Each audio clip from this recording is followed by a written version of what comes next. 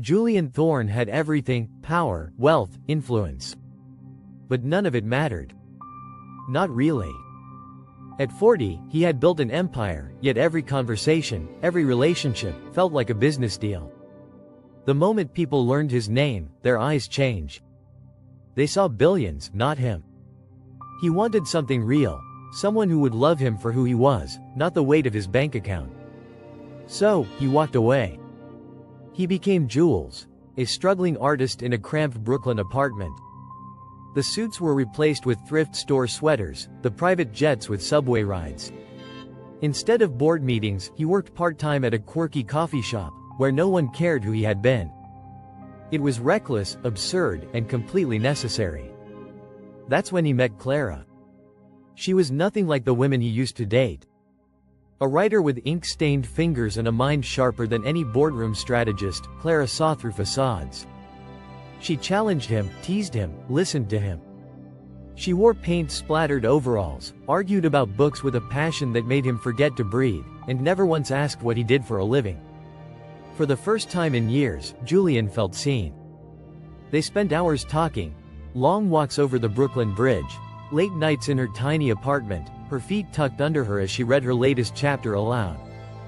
She was brutally honest, refreshingly real, and completely uninterested in wealth or status. He let himself fall. Then, everything unraveled. One rainy afternoon, Clara found his sketchbook. Inside, she saw herself, rendered in exquisite, painstaking detail. Every tilt of her head, every crease of her smile. And beneath it, an embossed business card: Julian Thorne. Thorne Technologies. The billionaire she had unknowingly spent months with. The man who had built one of the most powerful tech companies in the world. The man who had lied to her. Julian saw the shift in her eyes, the moment trust wavered when realization set in.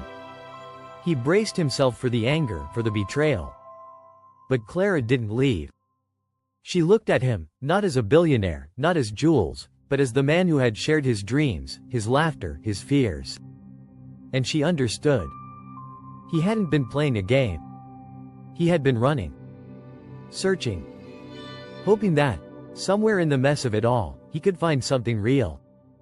Clara exhaled a soft, knowing laugh. "You really thought I'd fall for some poor artist?" she teased, shaking her head. But there was no malice in her voice, only understanding. Only something deeper. Because in the end, it wasn't Jules she had fallen for. It was him.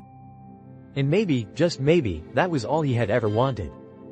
Please like and subscribe for more videos like this.